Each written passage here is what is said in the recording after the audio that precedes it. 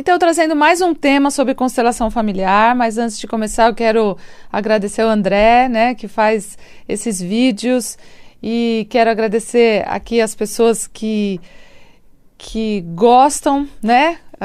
Tem muita gente que eu preciso agradecer, aliás, tem aqui uma lista, né? Andréia Alves, a Cleide Veloso, a Ariane Miller, Wênia Danta, Sandra Maria, João Luciano, Muti Isis, Meire Regina, Lúcia Brandão, a Ângela, Joaquina Fernandes, enfim, um monte de pessoas que eu preciso agradecer e que curtem os vídeos e que compartilham também.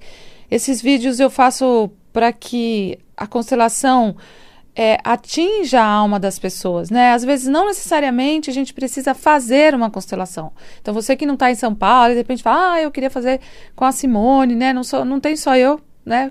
Que faz, não existe só a mim, né? Outras pessoas fazem esse trabalho, então no seu estado, na sua cidade, no seu país, enfim, onde você estiver, existe esse trabalho, e eu agradeço muito ao Bert Hellinger, que esteve em São Paulo, em Brasília, e hoje eu vou compartilhar um pouco do que foi visto lá. Quero mandar um grande beijo ao Virgílio, ao irmão dele, né, a Simone, a Maria, olha, uma galera que estava lá em Brasília, e também agradeceram os vídeos, né? Então, para mim é uma delícia falar sobre constelação e compartilhar com vocês também as minhas experiências como facilitadora, o quanto eu cresço com isso e o quanto eu posso compartilhar esse crescimento, né? Então, hoje eu quero falar de um assunto importante, porque como a Sofia e o Bert Hellinger fizeram uma palestra para os magistrados na segunda-feira, quero agradecer ao Dr. Sami Storch, fizeram uma palestra trazendo alguns assuntos para juízes, né? Então, vocês sabem, a constelação está na justiça brasileira, e isso traz um grande benefício, porque uma pessoa que entra com um processo contra a outra tem um conflito ali que pode não ter realmente começado entre essas duas pessoas ou entre essa pessoa e a empresa, né? A gente sempre olha o pano de fundo que motiva as pessoas a entrarem em conflito umas com as outras. Enquanto a gente não olha para esse pano de fundo, a gente não pode se trabalhar. A gente não pode realmente ir além do conflito. Então, agradeço e parabenizo a esses juízes, a essa iniciativa de serem corajosos, de colocar a constelação também nessa área tão importante no Brasil. E uma das coisas que foi dita lá, porque foi uma juíza do trabalho, falar um pouco, né, por que existe tantos trabalhadores que entram no processo contra os patrões ou contra as empresas, né? E uma das coisas que a Sophie falou, primeiro, né, gente, toda pessoa que se faz de vítima, olha bem, muitas vezes, eu falei toda pessoa, mas eu quero dizer que muitas e na maioria das vezes nós precisamos olhar como e por que nós estamos fazendo determinado ato ou entrando num processo contra alguém.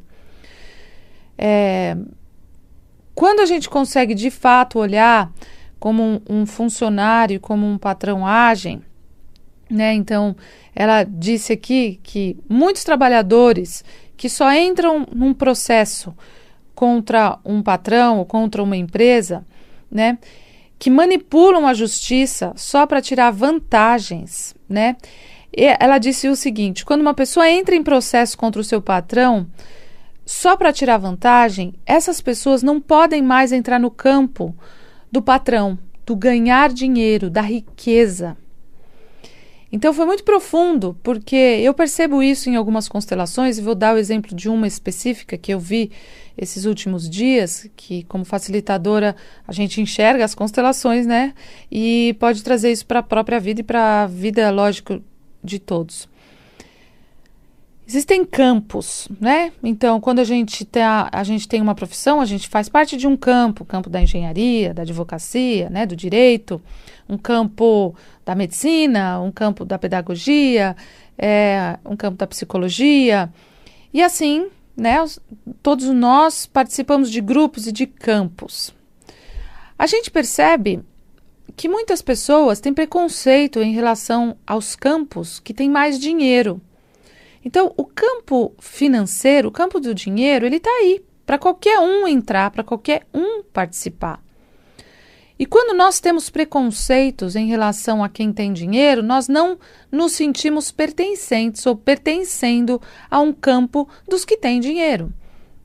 Então, tem muita gente que fala, né, eu gosto muito de viajar, por exemplo, e quando eu viajo, eu entro nas lojas. Então, Prada, eu gosto de entrar em lojas porque eu gosto de coisas criativas, eu acho bonito. E mesmo que eu não vá comprar nada, é interessante entrar e olhar. Eu não tenho vergonha de entrar nessas lojas, eu nunca tive. E nem de entrar numa loja que, de alguma forma, é uma loja que não é considerada boa. Então, eu vejo que tem gente que fala assim, na loja tal, aquela loja Magazine, eu não entro, tenho até alergia. E tenho pessoas, amigos que falam, eu não entro em loja boa, eu tenho vergonha de entrar numa loja dessa. Deus me livre, olha como eles olham pra gente. Por quê? Porque existe algo que no próprio campo familiar não permite que a pessoa se sinta pertencente a qualquer campo. Que ela entre e saia de qualquer campo financeiro, né? Então tem gente que fala, Deus me livre, eu jamais vou poder olhar para isso, ou jamais vou poder ter aquele carro, ou aquele carro é demais para mim, ou aquele lugar, aquele bairro é muito chique, nossa, eu nem ando por lá, né? Ou até culturalmente, tem pessoas que falam, eu não vou naquele lugar porque só tem gente culta, e tem preconceito em relação à cultura. O ideal seria, né, que a gente fosse para esse guarda-chuva tão amplo, saísse do guarda-chuva familiar, fosse para um guarda-chuva de Deus, um guarda-chuva amplo, onde nós pudéssemos transitar sem preconceitos. Esse é o maior sonho, o maior objetivo, né? Até a Angélica, né, que é do CUDEC do México, falou um pouco sobre isso, sobre a consciência boa e a consciência má. Consciência boa, a gente fica com a consciência leve quando a gente pertence à nossa família. Eu só faço o que a minha família faz. Consciência má é quando eu sou ovelha negra da família e a minha família, por exemplo, nunca teve casa própria, porque acha que ter casa própria é coisa de rico, ou ter uma empresa é coisa de rico, ou ter um carro é coisa de rico, viajar é coisa de rico.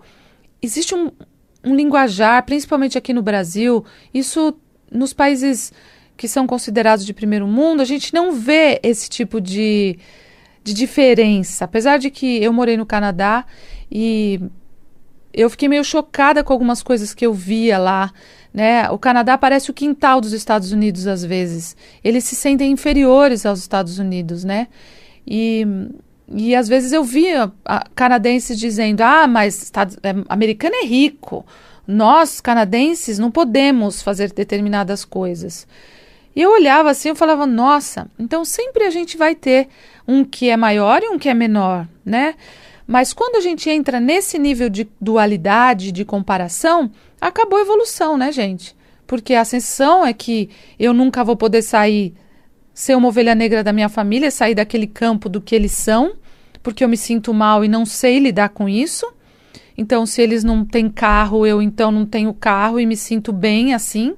Ou se eu tiver carro, eu não vou suportar o olhar deles, o preconceito deles em relação, puxa, ela tem carro. Então, o que eu quero dizer sobre o dinheiro e sobre esses trabalhadores, né? Então, eu faço todo esse preâmbulo para fazer, né, vocês olharem e eu também para todos esses aspectos, inclusive da minha vida. Quando a gente vê um trabalhador ou alguém que quer tirar vantagem financeira do outro, essa pessoa internamente ela já participa de um campo onde ela não se sente capaz de ganhar o próprio dinheiro. Ela sente que de alguma forma ela precisa arrancar o dinheiro de alguém, porque alguém que tem mais tem obrigação de dar para ela o dinheiro. Não, né? Se eu concordei em ganhar determinado salário para aquele chefe, não importa se aquele chefe, de alguma forma, ele tem mais dinheiro, porque uma pessoa que tem uma empresa, ela se arrisca mais, né? Um funcionário, se ele quer descansar no final de semana, ele vai descansar. Talvez o patrão nunca tenha esse descanso, porque ele está preocupado com a empresa, que a empresa dele tem que sobreviver, porque ele tem funcionários, porque ele tem coisas para pagar, né? Assim como um funcionário. Então, não estou defendendo nem funcionário e nem patrão. Mas é importante que ambos se olhem. Ambos olhem para os riscos. É importante que o patrão também olhe para o que é ser um funcionário. Eu também, esses dias, constelei uma pessoa que ela é brasileira e trabalha como empregada doméstica nos Estados Unidos. E ela estava falando, você acha que é fácil você entrar na casa de uma pessoa, você mexer e limpar as coisas das pessoas, você entra muito no mundo de uma pessoa, né? E saber os limites e não ser olhada e valorizada, e isso também me tocou profundamente, porque às vezes a gente não valoriza, né, a pessoa que trabalha na nossa casa, a pessoa que nos ajuda nesse sentido também, e é verdade, gente. Então, todo o trabalho, ele precisa ser olhado. Tem pessoas que também vieram essa semana falando, puxa, meu bisavô trabalhava pesado, trabalhava na roça, em trabalhos muito pesados fisicamente, né? E eu também sinto isso na minha vida. Então, eu também trabalho pesado assim. Então, olhar para o trabalho não mais como uma escravidão eu acho que o maior desafio do brasileiro, né?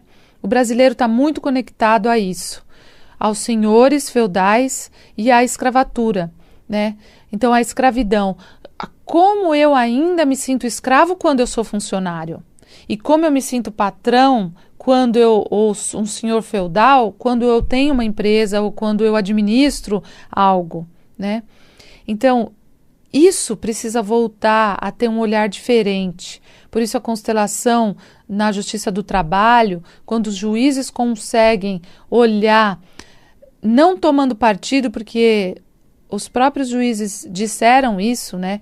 A gente vê isso, que às vezes na justiça do trabalho o juiz toma partido dos funcionários, né? E muitas vezes o funcionário está manipulando. E tem juízes que tomam muito partido, né? E eles não podem tomar partido. O juiz, né, aquela história, não pode tomar partido, mas eles também estão envolvidos em campos próprios.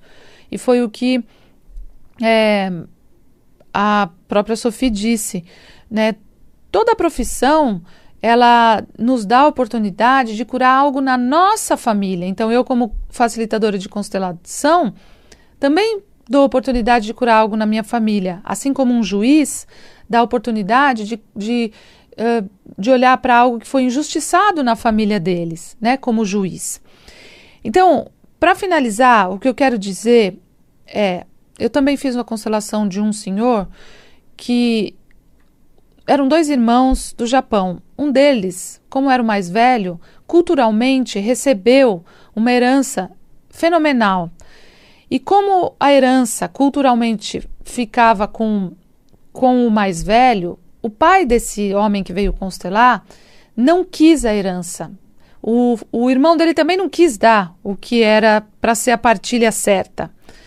Mas, de acordo com as leis, era importante que fosse a partilha certa. Mas o que aconteceu não foi isso. Só que o pai desdenhou da herança, né?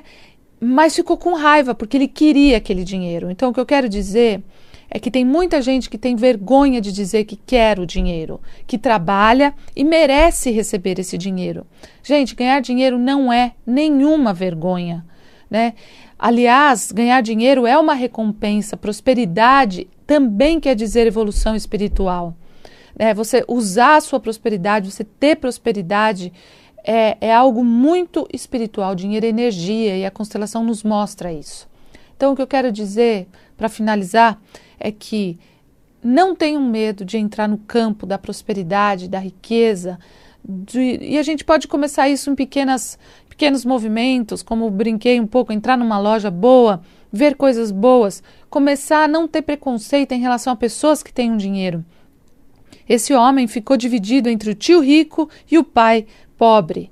E daí ele trabalha e o dinheiro dele nunca vem, né?